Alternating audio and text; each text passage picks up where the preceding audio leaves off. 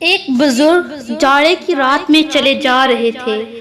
راستہ میں ایک بلی کے بچے کو دیکھا کہ سردی کی وجہ سے تھر تھر رہا ہے۔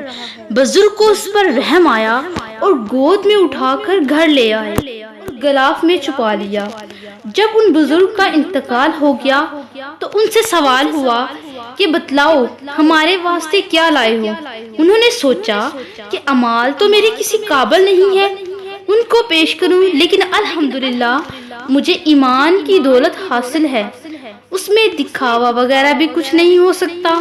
ایمان کو پیش کرنا چاہیں اس لیے عرض کیا میں تو توحید لایا ہوں۔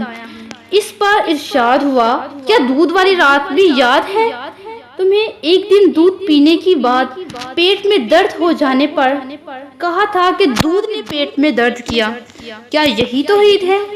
درد کے فعل کو دودھ کی طرف منسوب کیا تم نے، ہم کو چھوڑ کر دودھ کو مؤثر قرار دیا، حالانکہ مؤثر حقیقی تو ہم ہیں۔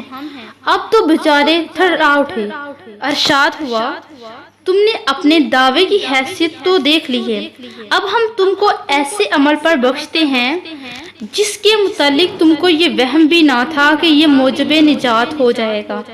تم نے ایک رات کو ایک بلی کے بچے پر جو سردی میں تھر تھر رہا تھا رحم کھا کر اپنے غلاف میں سلا لیا تھا۔